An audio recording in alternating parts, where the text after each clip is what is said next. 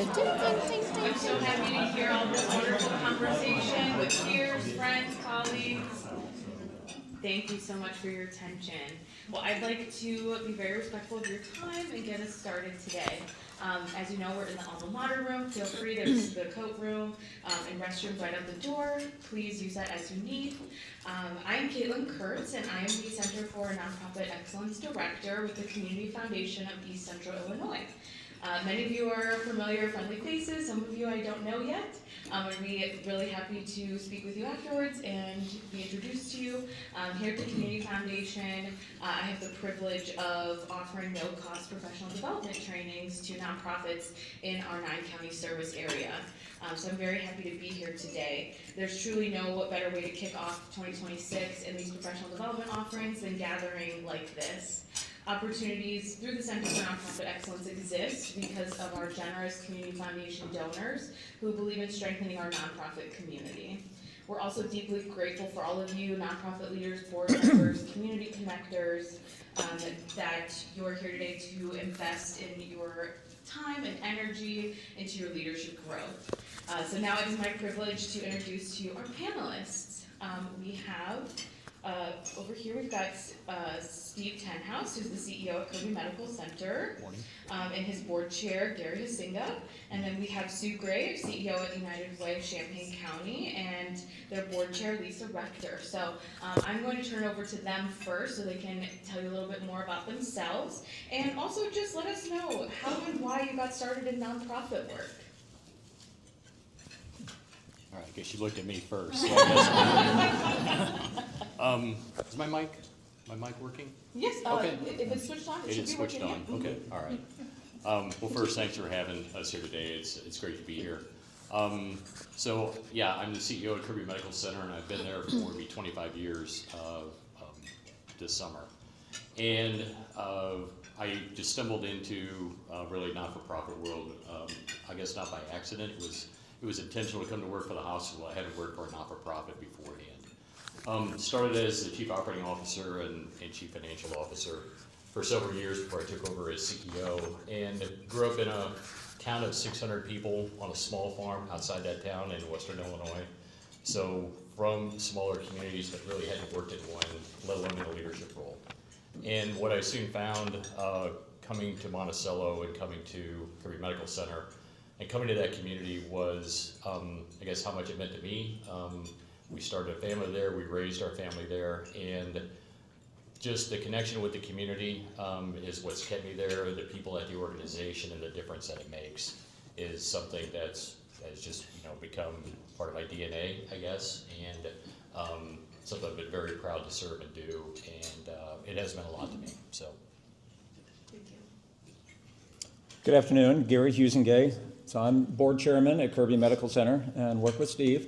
So I've been on the board there for over 30 years. Lisa was asking me, and I said, well, basically my entire life. So, over 30 years there, and board chair now, going on 5 years. And yeah, we decided we measure our board terms by decades there. But I am the longest serving member on the board, and I guess I was also on our school board for 20 years, so I guess I'm just a sucker for community volunteerism. And I was talking to somebody one time about that, different boards we've been on and activities, and they said, you've really got the disease. And I said, what disease is that? The community volunteerism disease, and which I guess is true. And, and I'm a Monticello lifer, and I think that's part of it, is when you grow up in a community like that, there are only so many, we're not a small community, but smaller than a lot also. And there's only so many people that are willing to step up and volunteer. And one of my big pet peeves is people that will sit back and complain, especially on social media these days, and not be a part of the solution. And I didn't want to be one of those people. I wanted to be part of the solution and part of the answer, and get on boards and be part of the community. And so that's really my why of why I got on there. I was asked to be on the board, 31 and 32 years ago, so it has been a long time, and I was honored and happy to be asked, and have stayed on ever since. And What keeps me on is a great group of staff and chiefs that we work with at the hospital, along with, we've been very selective about our board membership also, and that makes it a joy to work with. So, yeah, that's my story. So. Hi, everybody. I'm Sue Gray. I'm with United Way here in Champaign County, and also a very proud townie, to your point about... Just a larger town. Just a larger town, yeah. And, you know, I grew up with a family that, you know, volunteering and giving back was just something that we did. My parents did it their whole lives, literally. And so, you know, it was just something that was instilled in me from a very young age. I started my career professionally at Champaign Park District, which is where I made my very first United Way contribution. Through the workplace campaign there. Little did I know, if somebody had told me back then, hey, did you know you're going to be the CEO of United Way someday? I probably would have been like, no. But yeah, I started volunteering at that point with United Way on committees and different things. I had a short stint after I felt like I had reached where I was going to go at the Park District, and so then I started working at the Girl Scouts. My true first nonprofit job, and was there for 3 years as their CEO. I felt like such a job hopper. And then I ended up at United Way almost 20 years ago. And being able to give back in my hometown, my home county, is probably one of the most rewarding things. I could have never imagined this or dreamed it up. It really has just become something that's a part of me.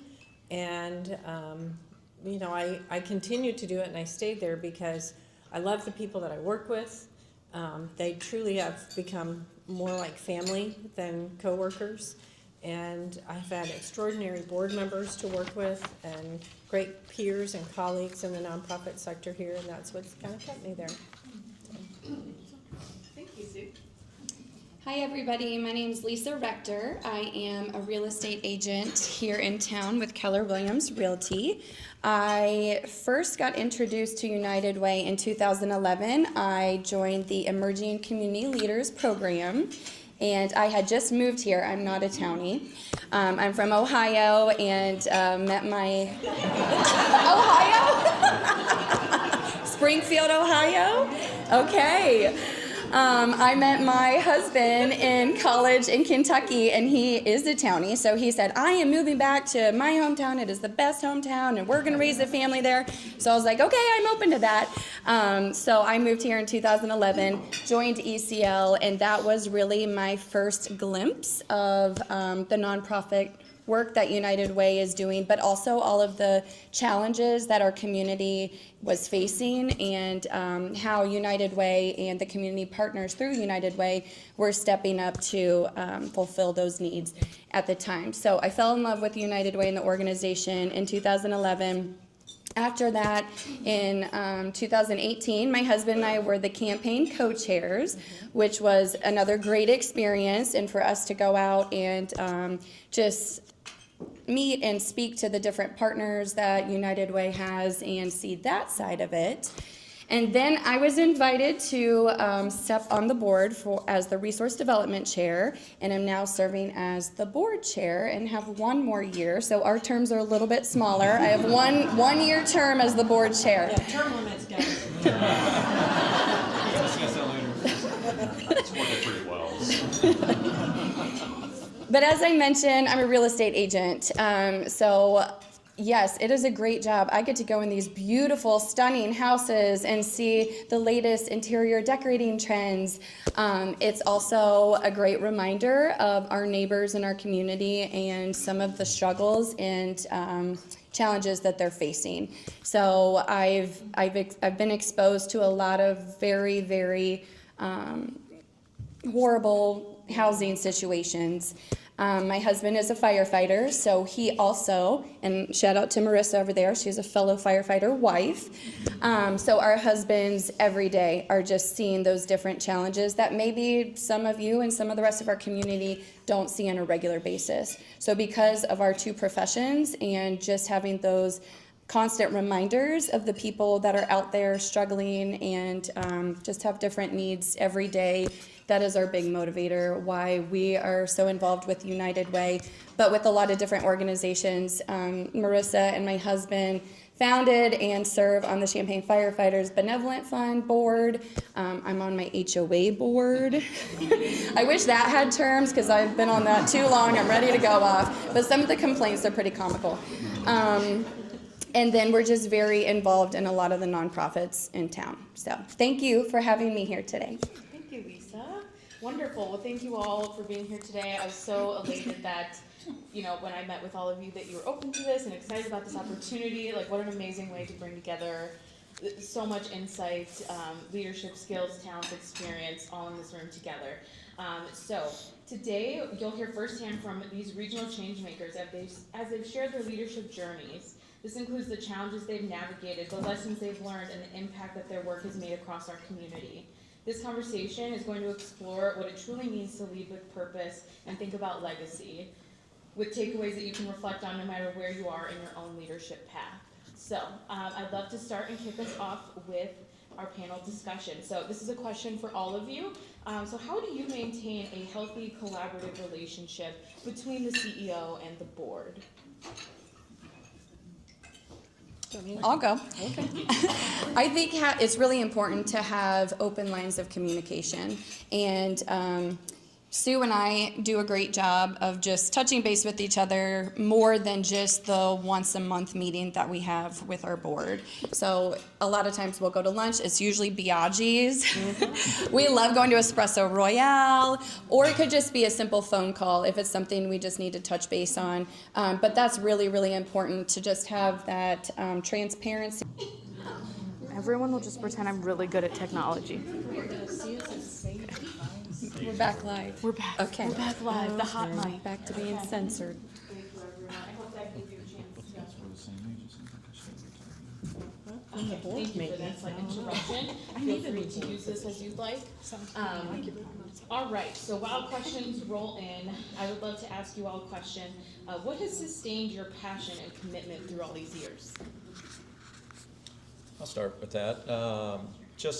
The hospital business is exciting, first of all, and ever-changing, so it's never dull going to a board meeting. We always have something new to discuss, whether it's a new service or program or building. Here recently, we've been doing a lot of remodeling and adding on and building, and so it's exciting to be on the board is one thing. But the importance to the community is also a huge part for me. That's I feel like I've been on every board in Monticello, I think, over time, and that's all because all of them are important to the community, all serve a different function. And like I said, we have a smaller pool to draw from, so you feel the pull sometimes to be involved in all the different organizations. But having good board and staff, like we said earlier, we have the luxury of being able to ask good board members to join us over time, and we work hard at maintaining a diverse group of board members with their talents that they can bring to the table, and that has served us well also. Different facets of the community and sometimes outside of the community is a nice perspective for us also in a small town. So, but mostly it's just being community-minded and, being in an exciting business. So. I think for me, it's just seeing the results and the impact that our organization is making on our community. When a new challenge arises, United Way does a really great job of pivoting pretty quickly, thinking outside of the box and seeing what we can do to help fulfill that need. And last year, we had our 100-year anniversary campaign, and when we all met, after a few times, we set a big, scary goal, and very quickly, we met that goal. So we increased the goal, and then very quickly, again, we hit the goal. I think we increased it one more time, and Becca was like, no more. We are done increasing the goal. So last year, it was very inspiring for me, and just a great reminder of all of the generous people in our community that want to give back and help. It's just finding those future donors and building those relationships and making the ask. we're celebrating our 85th anniversary this year, and I think a few people have asked Gary if he was one of the original board members.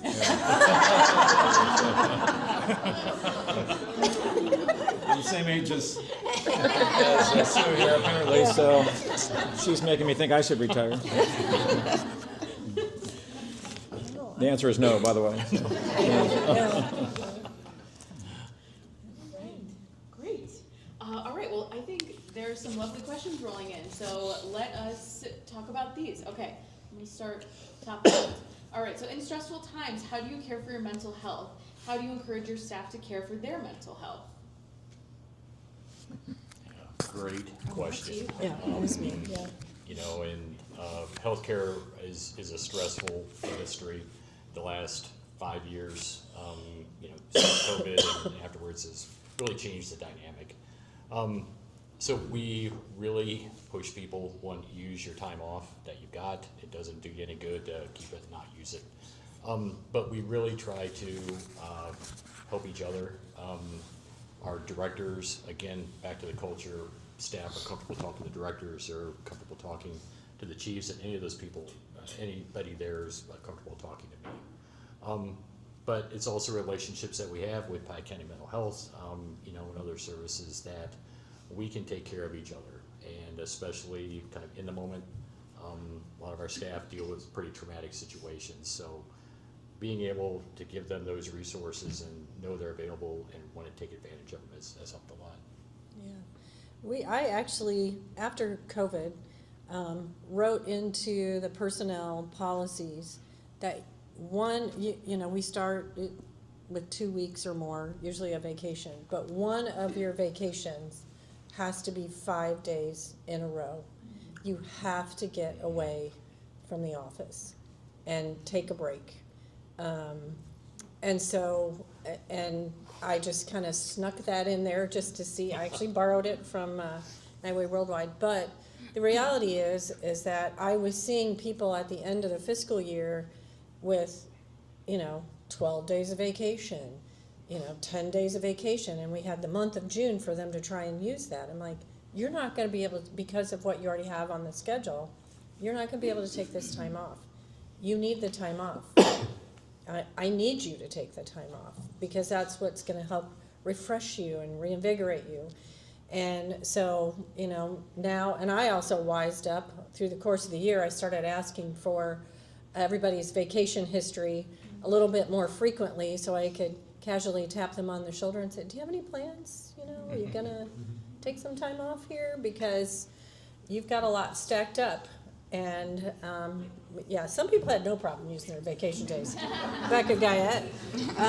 But you know what? You were always refreshed and had plenty of energy, and you took care of yourself. I also do allow mental health days. If someone calls and said, I just can't, I can't. I'm like, okay. And it's between me and them, and that's all that matters. Again, we're very small, you know, with 9 people, it's a little bit easier for me to make that decision. But I did see that during COVID and post-COVID, there just seemed to be a little bit more of that uneasiness and tension. And so just wanted to make sure that people felt like, I got your back, it's all good, no harm, no foul kind of thing here. I'm not checking it off in a book somewhere. You know, life is so precious, so, you know, make the most of it. I could just add something too. I think I have to think about our board members too, right? We ask a lot of them and have really over the years worked hard to spread the responsibility of the needs of the governing board across all the board members through a committee structure that you know, everybody is sharing equally. That way you don't get kind of your board responsibilities there for the decision making kind of loaded, you know, on 1 or 2 people. I think that has helped a lot with maintaining the tenure of the board members that we have right now. There is a pretty good cliff as far as tenure goes after Gary, but still we've got a number of members that have been 10, 12, 15 years on our board. And just remembering that the board members are volunteering their time and resources and skill set, so expressing your gratitude to them because they're choosing to be there. But also for the board expressing gratitude to the staff members too. Yes, we get excited. Oh, we just hit this goal. We raised this much money. But what about the people behind the scenes, boots on the ground, that are working tirelessly day to day to help the organization hit those numbers? So don't forget to pour into them and to love on them. Lovely. Thank you. Such great feedback. Learning so much. All right, great. Let's go on to our next question. Okay, this will be a fun one. What is your elevator pitch for your organization? Oh no, I talked it up. And I said we're working on it. I said we're working on it. What's the time limit? I'll pull up a building. Back up. What's our elevator pitch?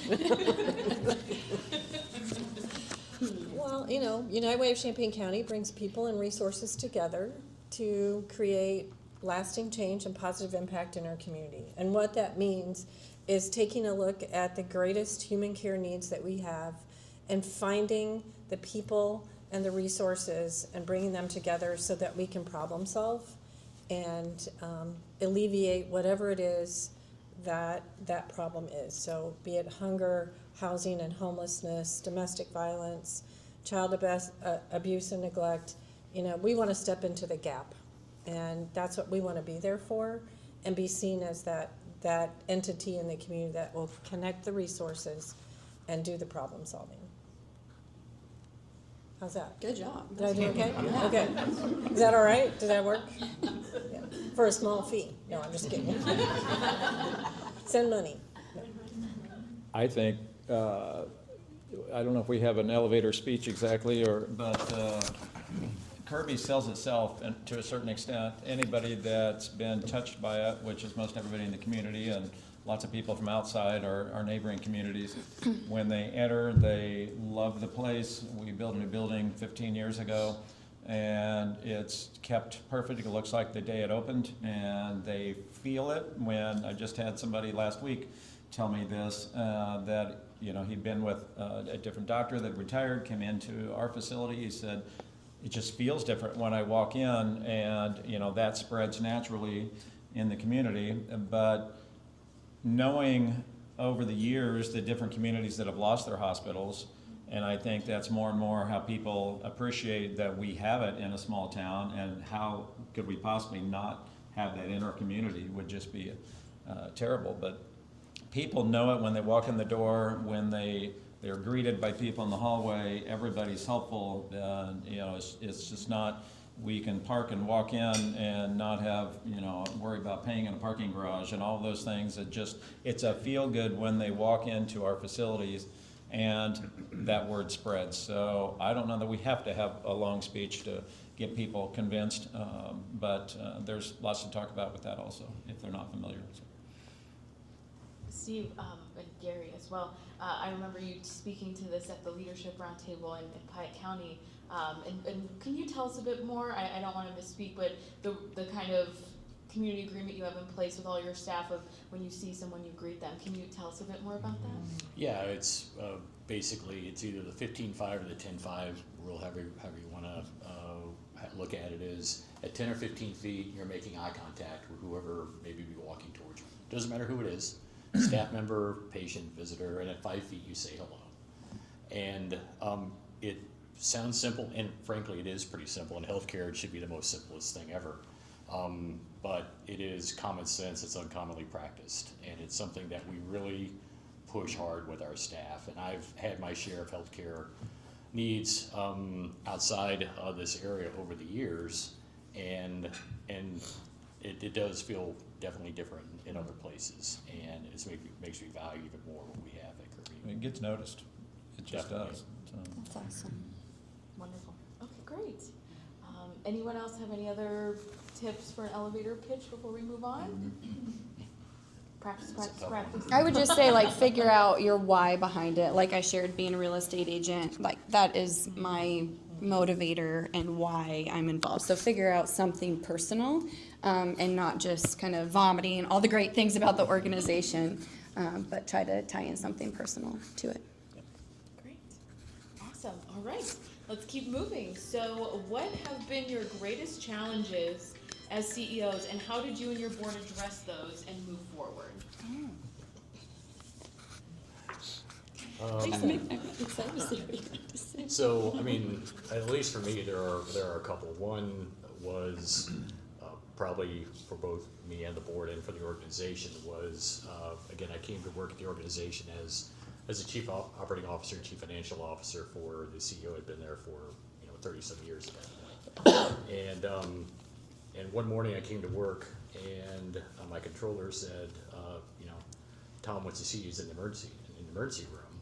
And I said, well, why does he want to see me in the emergency room? She's like, well, because he's in the emergency room. So I go there, he's on a cot, he's got his shirt open, he's got electrodes on him, and I'm, like, what's going on? And I said, oh, I was feeling a little faint, so they wanted to check me out, and they're gonna transfer me. And he's like, go back to work. He says, I'll talk to you tomorrow. So I went back to work, and 7 o'clock the next morning, my board chair at the time called me and said, Tom died last night. So that was the last thing I said to him we said to each other was, we'll see you tomorrow. And my board chair said, you need to get to the hospital and take care of things. They hadn't been through this before. It was the longest drive to the hospital that day, and I walk in, I never heard a place that quiet. And I've been there for 2 years. I knew everybody, but when you've got somebody who's been there for 35 years, it is a shock. And it was, for me, the biggest shock in my career that I've dealt with. But we got through it. Strong board, and trusted me, trusted the people that were there, and we got through it. And so that for me was definitely the biggest thing. I don't want to follow that, but. You don't want to. No. Got it pretty good. Yeah. There have been a couple of things that I can think of in my tenure.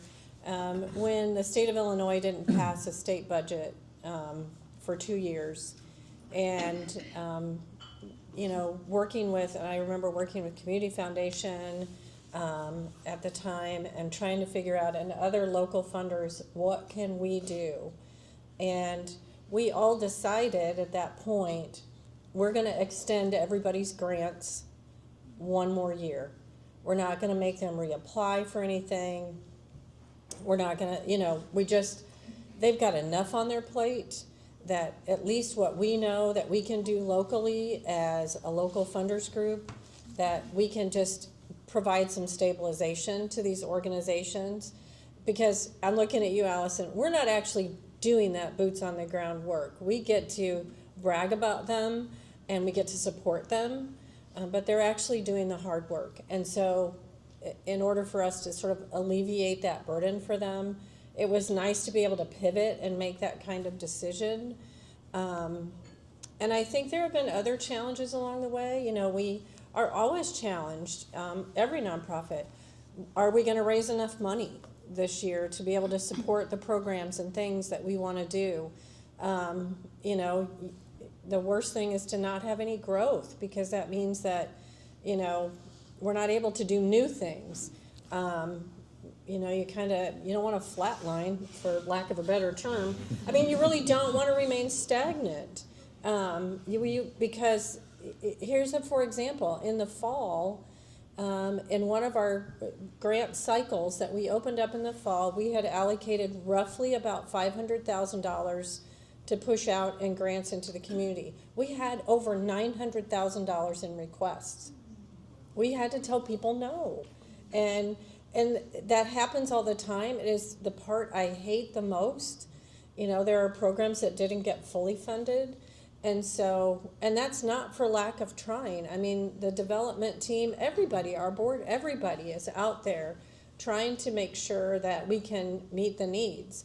But when you have that large of a gap in between requests and what you can actually allocate, it's challenging to be able to know what's the best use of those donor dollars, because stewardship is a primary function. And so that has never gotten easy in 19 years. That will always be a challenge. And unless somebody leaves us, a lot of money, or we win the lottery, which we're not playing the lottery. So, we just have to make the wisest decisions and allocate those resources in a way that will be the most helpful. And going back to communication with the board members, when that happens, sometimes those organizations get really upset. And they may run into one of us and ask questions and want to know what happened, why they weren't fully supported. So again, it's really important to communicate all of that with the board so we're all on the same page and understanding why that decision was made and how to communicate that if we're approached. Amazing. Thank you all. All right. So this is a 2-point question. How do you prevent mission drift, and how do you know when to move off of outdated methodologies? Thinking. That's a good Some question. great questions. Yeah. Thank you all.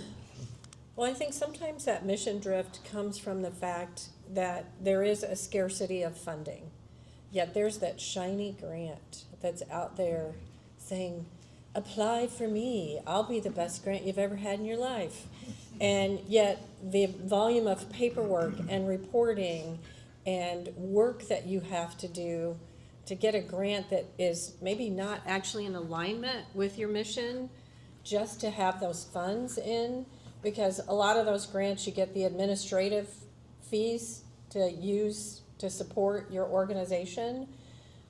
Is it really worth going after that grant? And you know, I can't tell you how many nonprofits I've coached about that. Why are you applying for this grant? This is not what you do. You know, does your board know that you're applying for this? Because it can be a real challenge, because now you've got staff that are being stretched way too thin, and you're not as effective in your job and in your mission when you're not staying focused on the mission. And so, you know, yeah, I would say exercise caution. You know, that's one in particular where mission drift can be. Or when someone says, let's do this event. It aligns nicely with your organization. Does it? Does it really? Think about that. And I know we have had tons of conversations between the board and staff, like, does this align with the mission? And if it doesn't, why are we doing it? Because that really helps you stay focused on what's most important. And it can be challenging. And I think one of the biggest reasons people do is, again, because of lack of funding, and there's opportunities that are out there, but are they really opportunities? Yeah, start chasing things. Yeah. You know. Yeah. You all have been to the hospital or been to a doctor, so you get a bill. You know how crazy ridiculous the whole system is. And the whole system is built on the sickness model, which is mean you're there, you're waiting until somebody gets sick, and then they come, and you hope enough people get sick to come to your hospital so that you survive, which in today's world is just backwards, you know, of what you want things to be. So it was probably 10, 12, maybe 15 years ago, we were looking at our mission and vision statement, and there still is a push for hospitals to focus more on keeping people well as opposed to waiting until they're sick. So we modified our vision statement, and just the last part of the sentence we added, and we want to make Piatt County a healthier place to live, which is completely different than, you know, we want to be here when people are sick and we take care of them. We still have to do that. That's obviously the core of our mission. But that opened up another door of thinking for us. And with that has allowed us to expand into programs that are keeping people well. We have a CrossFit gym on our campus. We have expanded a whole slew of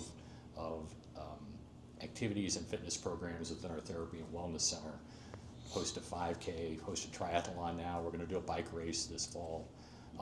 So try to, again, open the doors, and part of the pitch to the board for some of these things is that if we get young families that are well coming to our campus for a reason other than they're sick, this will be the place that they want to come when they do need us for that care. And that is absolutely proven true over the years. All right, wonderful. Okay. So the next question is, how do you address inactive or ineffective board members? Is it addressed by the CEO or the board president? I get pretty fired up about this one. That is not the CEO's job. No. And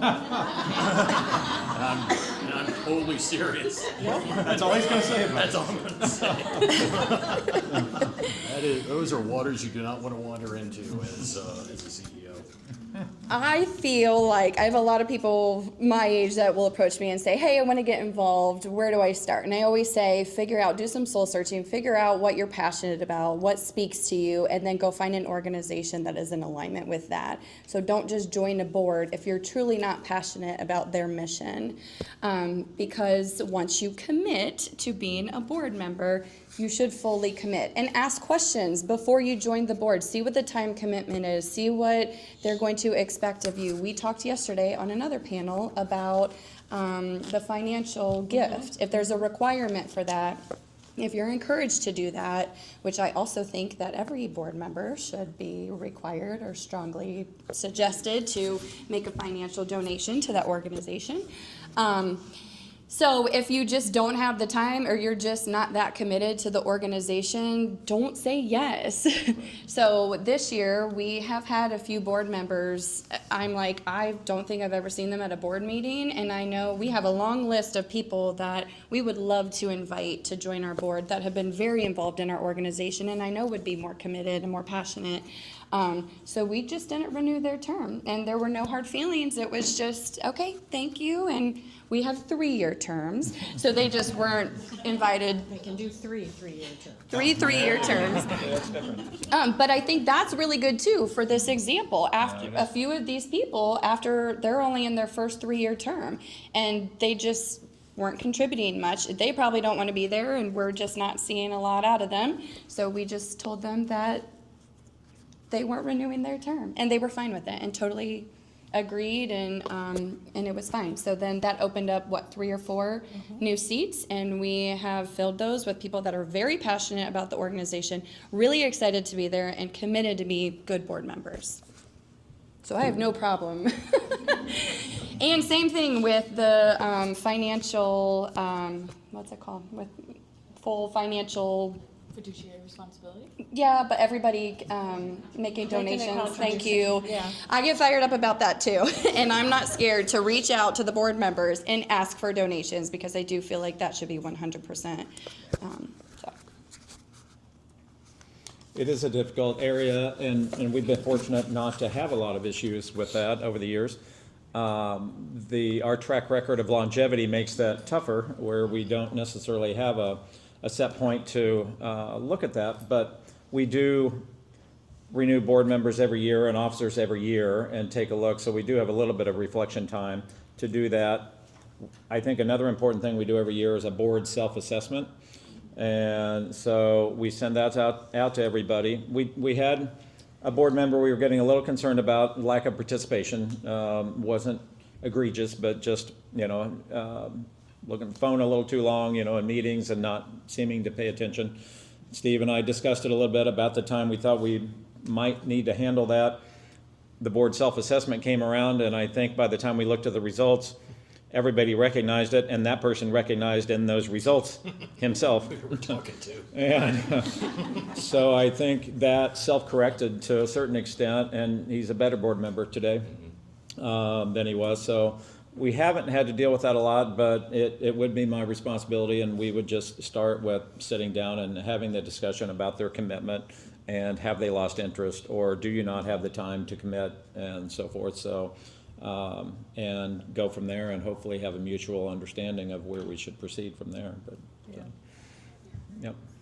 That's great. I love hearing the empowerment in the room of, 2 nonprofits that have, different bylaws, different board terms, but really feeling empowered in your role to, set those boundaries, have those honest conversations, and that's going to lead you to more success. So definitely. That's wonderful. Thank you. I am going to bounce to a question that is relevant to the previous one just asked. So what advice do you have on keeping board members engaged? Most nonprofit boards I've been on, rather they be large or small by head count, seems to only get about 50% active or engaged. Thoughts on that? Well, Steve referred earlier to our committee structure, and that has done a number of things, but board engagement has been one of them. And when it gets to a smaller group then of 2, 3, 4 people on each individual committee, there's a real pull to have to be there and be involved, and we allow to call in also on Teams or to be there in person, so that allows a little flexibility also with people that can't get there or traveling. But I think that's done a lot of accountability, and it's peer pressure if nothing else, you know, that we don't have a problem with attendance as far as that goes, and it's just the committee structure has allowed us to do a lot of the busy work outside of the board meeting. First of all, that's probably the first benefit we saw from it was our board meetings went from 3 or 4 hours to an hour and a half, 2 hours, because we have summary, you know, all of those committee minutes are in our board packet. You're expected to have those read and come with any questions you have or to talk to that committee chair. We also have most everybody in charge of a committee. So, you know, when it's their turn, they're expected to be there and to be engaged. So, and I think it's worked well that way. But, so, you know, it's made our board meetings more efficient and has upped our engagement of each individual board member. We try to be deliberate about the committee members are putting on committees. You know, we know them and most of the time understand this is a subject matter they'd be very interested in, so they're just a better committee member and board member in that regard too. Right. And to be honest, we have struggled a little bit with board or with committee chairperson terms, back to terms again, because of that. With, you know, we don't have unlimited board members, and we have slotted people to where their passion is and their skill set, and we've kind of gotten to the point where we don't want to move them sometimes, and maybe that's a detriment at some point. People would like to have a different point of view, but it's that one we've struggled with a little bit on what's right. You want to say anything, Liz? I mean, same thing with committees. We just encourage everybody to join a committee. They get to choose, again, something that they're passionate about, and they feel like they can contribute the most in that area. So we just rolled that out and really pushed that. But everybody's joined a committee, and we're meeting regularly with those committees, so we'll let you know how it goes. Well, I also feel like as the organization, you need to honor what you said it meant to be a board member. Our board meetings are the fourth Thursday of every month at 4:00, and they're done at 5. You know, you are on a committee that meets for an hour, and we really are mindful of people's time. And so that committee structure does help when you get to a board meeting, that committee chair can report and share along with the staff, and, you know, honor that. You know, if you know the board meeting's gonna last longer, let them know ahead of time. Say, hey, you know what? This one I think is gonna be about an hour and a half. I know we've just had some things come up and we'd like to extend the meeting. You know, we do allow for the call-in as well. And, you know, we've done remote off-site meetings. Generally, they're at our office. It's also important to thank the board profusely for their support. So it's okay to have cookies every once in a while at a board meeting. And just, you know, to keep it moving. I think that's really, really important too. Don't sit there and belabor things that don't need to be. Just, you know, again, I think my biggest thing is honoring that commitment to them. This is what we said we would do for you, and this is what we're gonna do. And if you honor your part, we're all good. Great, awesome. All right, let's see. All right, we've got 10 minutes left to get the people last questions in. So this next one is, how do you incentivize employees / participants exceeding expectations for their performance? Well, I'm all about the fun. So we do a lot of fun things. I mean, we've done things like I have told them to go on a scavenger hunt, and we ended up at Curtis Orchard one day. And it was 100 degrees that day. Well, hey, I did then supply the food and beverage afterward at my house, which was nearby. But I think, you know, also knowing who that staff member is. You know, nonprofits do have limited budgets. You know, it's so knowing what matters to that staff person, to be able to say to them, you know what, it's 2:00 on Friday, and it is really slow here. Wrap it up. Go home. It's okay. I got this. Can you add an extra vacation day on? When we do our own internal United Way campaign for staff, always up for grabs is an extra day of vacation or a half a day of vacation, which knowing I work with all women and many have children.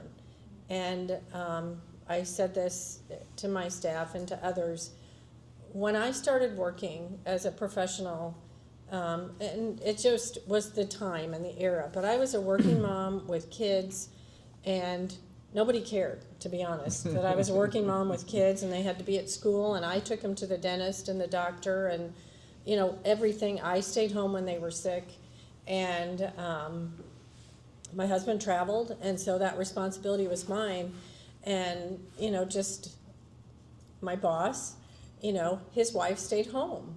And she took care of all of that. Well, I wasn't a stay-at-home mom, and most of the women that I worked with were not stay-at-home moms.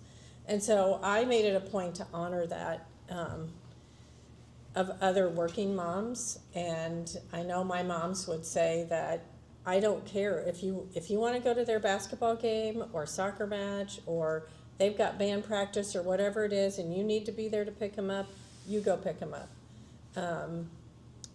Because that time is so fleeting with our children, and the opportunity to do that as a mother, it was really a struggle for me. And I was working many times 10, 12 hours a day, and that was hard. And so I wanted to eliminate that for my staff, and I would do it for any dads on our staff too. I mean, I don't have a problem with that. And so that's a way that I could honor them as people. I think that's the biggest thing that you can do, is if you know who they are. And I learned that from Mr. Tolson, Bob Tolson at Champaign Park District. He knew every staff member by name. He knew their kids. He knew everything about his entire team, and there was a whole lot of us. And he knew what to say and when to say it and how to say it to acknowledge that you mattered. And I think if you can do that to anyone on your team, they'll do whatever you need them to do. They'll be in your corner as the CEO. Yeah, full disclosure, there was a time where I didn't know everybody at the hospital. We now have 500 employees. Oh my And so, funny thing, we do quarterly, part of how we handle that too with our leadership is we do quarterly kind of off-campus events. And they decided to do a roast of me a few months ago. And my ambulance director absolutely nailed it. He said he said you can always tell when Steve knows you and when he doesn't, because if he goes, there he is, he does not know who you are. And I can't stop doing that now.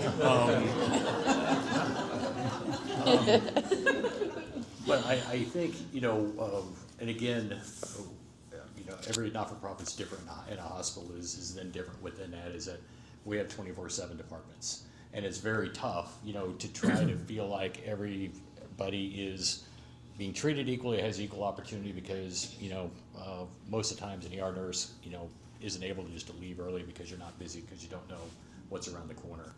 But what we try to do, and actually what we have done now for probably 10 plus years, is a number of years ago we created what we call a gain sharing program. And the board agrees we've put X amount of dollars into a pool, and that pool is available to every employee based on our patient satisfaction results, our quality metrics, and our financial results. So 40% for quality, 40% for patient satisfaction, 20% for financial. And everybody then, based on those results, gets the same amount. It's just strictly based on the hours that you worked up to a full-time employee. So whether you're an environmental services tech or whether you're the director of nursing, you would get the same gain sharing payout at the end of the year.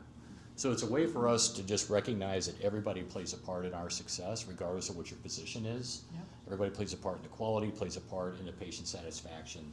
And that's something I report those results. I do an employee forum every month. I report those results monthly, so everybody knows where we're at and what we're doing.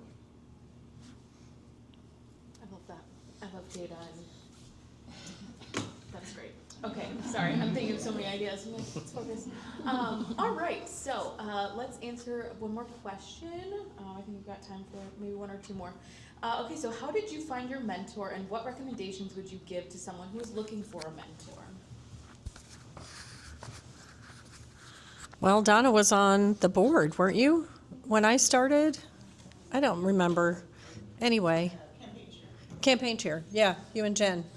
And our paths just crossed, and I knew right away.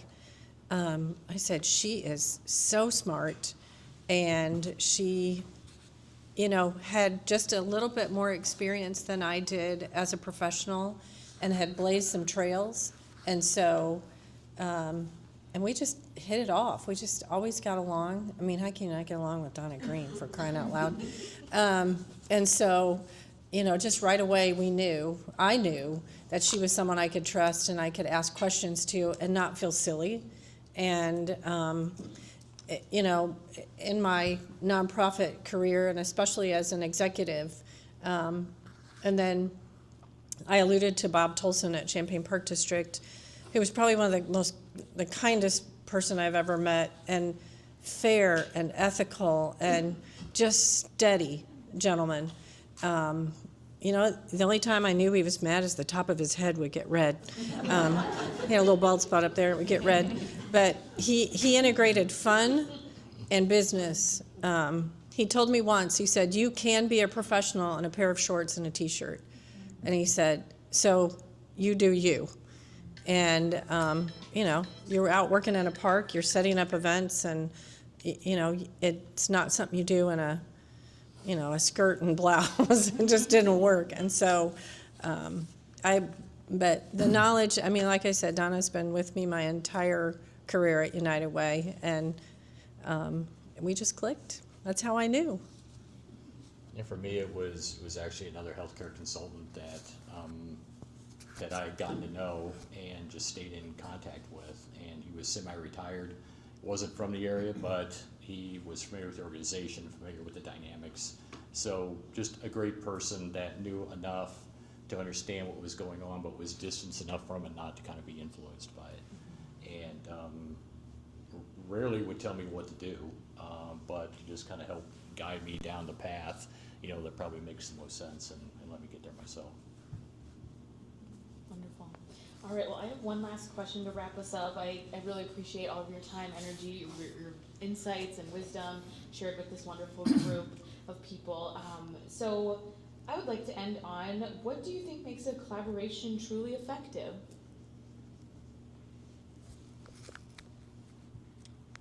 Mutual trust and respect. In healthcare, we have a term called coopetition. It's like cooperation and competition, because in healthcare you have to have both. We can't take care of everybody at Kirby. They have to go somewhere else. So it's incumbent upon us to have those relationships with those other hospitals to get the patient where they need quickly. But at the same time, we're all serving some of the same service areas. So you have to, again, have that mutual respect for each other and show that you're bringing value to that. And I think when you do, then that helps maintain that relationship. But it gets to be one-sided, things can get off kilter. I just think about our relationship, with United Way and the Community Foundation. There are no agendas. It's about how do we help the people where we live. And, if we leave our agendas at the door and just roll up our sleeves and say, all right, let's see how we can get after this and fix it. And it is that mutual respect and trust that we're all here for the right reasons and the same reason. We've done some really good things. So proud of us. Yeah. Wonderful. All right, well, I wish there was